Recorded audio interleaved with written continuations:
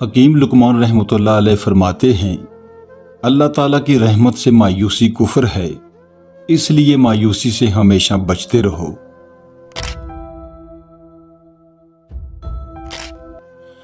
اہل کرم وہ ہے جو غیر کی حاجت کو اپنی حاجت پر مقدم رکھے۔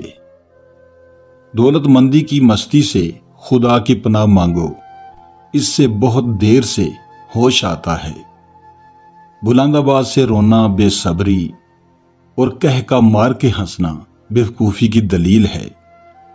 ہمیشہ لوگوں کی نیکیوں کو ظاہر کرو اور برائیوں سے ہمیشہ چشم پوشی کرو، فلاح پا جاؤ گے۔ صحبت اچھی ہو یا بری اپنی ایک زبردست اثر رکھتی ہے جو کبھی نہ کبھی ظاہر ہو کے رہتی ہے۔ میرے لیے عید کا دن وہی ہوگا جب میں حالت ایمان میں دنیا سے چلا جاؤں گا۔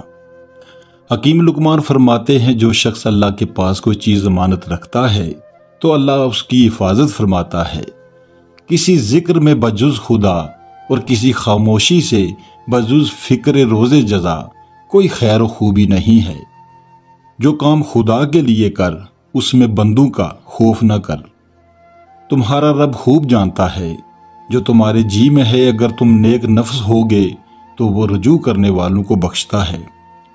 کسی ایسے شخص پر ظلم مت کرو جس کے پاس فریاد کے لیے اللہ کے سوا کوئی نہ ہو۔ اگر دنیا کو آخرت کے عوض میں دے ڈالو گے تو دونوں میں نفع میں رہو گے، آخرت کو دنیا کے بدلے میں دو گے تو دونوں میں نقصان رہے گا۔ حکیم لقمان فرماتے ہیں، جان لو کہ زندگی گزارنے والے لمحات تمہاری زندگی کو کم کر رہے ہیں۔ دنیا ایک گہرا سمندر ہے، اس میں بہت سے لوگ ڈوب گئے، اور تم دنیا میں اپنی کشتی تقوی کو بناؤ اور ایمان کو اس میں رکھو اور توکل کا بادبان چڑھاؤ تاکہ موج طوفان سے نجات پاؤ۔ گو مجھے معلوم نہیں ہوتا کہ نجات ملے۔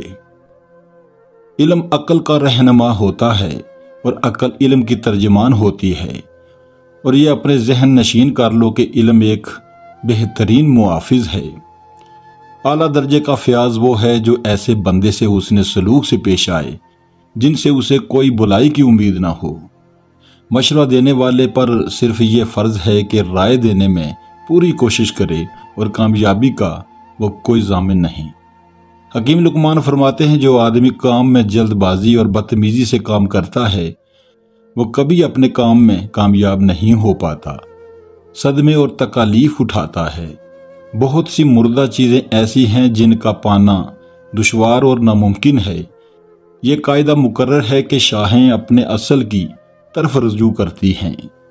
نیکوکاروں کا طریق حق کو دل و جان سے ماننا اور برگزیدہ لوگوں کا شیوا نرم کلامی اور اشاعت دین ہے۔ نرمی کا دامن پکڑنے سے مطالب حاصل ہوتے ہیں اور مال خرچ کرنے سے لوگ بہت سی تعریفیں کرتے ہیں۔ جو برے کام اور برے لوگوں کی صحبت سے کنارہ کش رہتا ہے وہ ہمیشہ مصیبتوں سے بچا رہتا ہے اور اس کا ایمان بھی پاک صاف رہتا ہے۔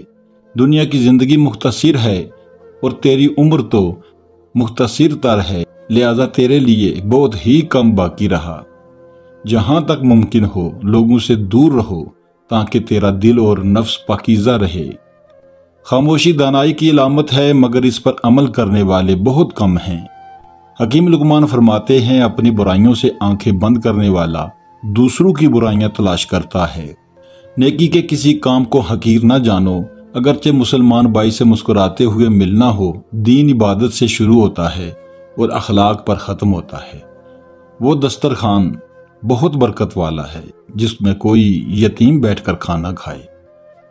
حمد صرف اس ذات باری تعالیٰ کے لیے مخصوص ہے جو مالک یوم جزا ہے اور عقلوں کی رسائی سے بہت دور ہے، اور پوشیدہ سے پوشیدہ راز اس سے پوشیدہ نہیں۔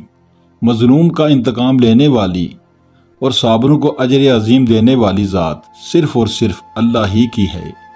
اللہ کے حکم کے مطابق کسی سائل کو کبھی محروم نہ کرو، مفلسوں اور حاجت مندوں کی مدد کرو، اس طرح کسی کو پتہ بھی نہ چلے۔